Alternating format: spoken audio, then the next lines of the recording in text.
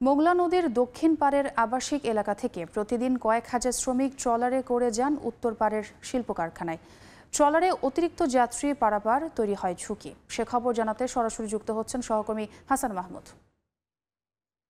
আন্তর্জাতিক চ্যানেল, তবে এই চ্যানেলের উত্তর পাশে রয়েছে মোংলা বন্দরের শিল্প অঞ্চল, মোংলা বন্দর এবং ইপিজেড। এছাড়াও দক্ষিণ এলাকায় যারা বসবাস করছে, যারা শিল্প প্রতিষ্ঠানে যারা কাজ করছে, তারা কিন্তু দক্ষিণ অঞ্চল এলাকায় তারা কিন্তু বসবাস করতে হবে। এখান থেকে দৈনিক প্রায় অর্ধলক্ষাধিক লোক সকাল এবং বিকাল এই নদী পার হয়ে কিন্তু শিল্প অঞ্চলে যেতে হয়। তবে এখন এখান থেকে যারা পার হয়ে শিল্প অঞ্চলে যারা যায় তাদের কর্মস্থলে, তারা কিন্তু অঞ্চলে যারা যায় তাদের কর্মস্থলে তারা কিন্তু অনেক ঝুঁকি নিয়ে এখান থেকে নদী পারাপার হতে হয় এবং এই সময়টা বেশি বেগ পেতে হয় কিন্তু সকাল 6:45 থেকে 7:30 পর্যন্ত এবং বিকাল 5টা থেকে 6টা 6:30 পর্যন্ত কিন্তু এই বেশি ভিড়টা থাকে। তবে এখানে ইপিজেড থাকার কারণে কিন্তু যখন ইপিজেড এর প্রায় 10 থেকে 15,000 শ্রমিক এখান থেকে পার হয়, তারা কিন্তু এখানে ট্রলারে গাদাগাদি হয়েও কিন্তু তারা পার হতে হয় এবং এখানে পারাপারে যারা রয়েছে তারা কিন্তু চেষ্টা করে তাদেরকে নির্বিঘ্নে তাদের কিনারে পৌঁছে দেওয়ার জন্য, কিন্তু সময় স্বল্পতার কারণে কিন্তু তারা জোরপূর্বক সেই ট্রলারে উঠে যায়। তবে এই ট্রলারে উঠে তারা যত দ্রুত তারা যেতে পারে সেই চেষ্টা কিন্তু তারা করে এবং এই চেষ্টার ফলে কিন্তু অনেক সময় দুর্ঘটনার কবলিতে পড়তে হয়।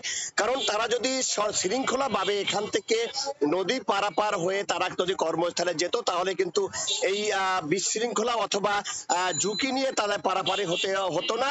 তবে এইখানে আমি আপনাদেরকে দেখাতে পাচ্ছি যে সকাল হলেই কিন্তু এই অঞ্চলের যত লোক এবং শিল্প প্রতিষ্ঠানে যারা কর্মচারী কর্মকর্তা রয়েছে তারা কিন্তু এই নদীটা ঝুঁকি নিয়ে পার হয়েই কিন্তু এখান থেকে যেতে হয়। তবে আপনাদেরকে দেখাতে পাচ্ছি যে এই নদী যেখান থেকে পার হয় যে একটি মাত্র ঘাট রয়েছে, যে এই ঘাট দিয়ে কিন্তু মানুষ এপার থেকে ওপারে যেতে পারে, তাদের যেতে কিন্তু অনেক বেগ পেতে হয়। কারণ এখান থেকে ছোট্ট সরু যে ঘাটটা রয়েছে, এই ঘাটে যে পরিমাণ মানুষ এখানে ভিড় হয় এবং যে পরিমাণ মানুষ এখান থেকে আসা যাওয়া করে, তাহলে এই যে ছোট্ট ঘাটে কিন্তু তারা কিন্তু এখান থেকে আসা যাওয়া করতে পারে না। তবে এখানে যারা রয়েছে এই ঘাটের নিয়ন্ত্রণে যারা রয়েছে, মাঝিমালা যারা রয়েছে, তারা কিন্তু আমাদেরকে জানিয়েছে যে এখান থেকে চওড়া এবং 2টি ঘাট যদি করে দেওয়া যায় তাহলে এই মানুষগুলো কিন্তু স্বাচ্ছন্দ্যে ওপারে যেতে পারে এবং ওপার থেকে এপারে আসতে পারে। তবে এই ঝুঁকি নিয়ে চলাচলের কারণে কিন্তু অনেক সময় অনেক দুর্ঘটনা কবলিত পড়তে হয় মানুষদের এবং এই নদীটা দিয়ে কিন্তু আন্তর্জাতিক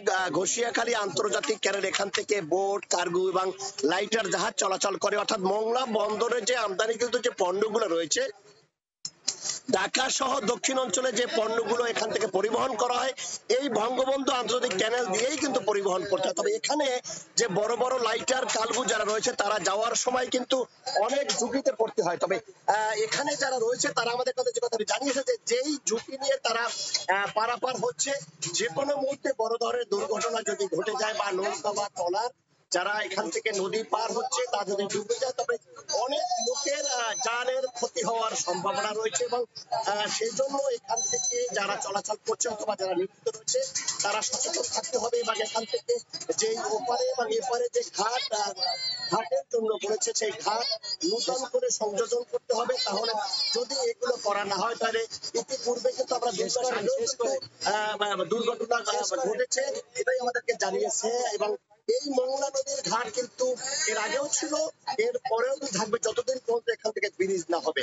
তবে এই ছিল আমার কাছে মোংলা ঘষিয়াখালী আন্তর্জাতিক ক্যানেল থেকে যে নদী পারাপারের সর্বশেষ খবর। সরাসরি যুক্ত ছিলাম মোংলায়।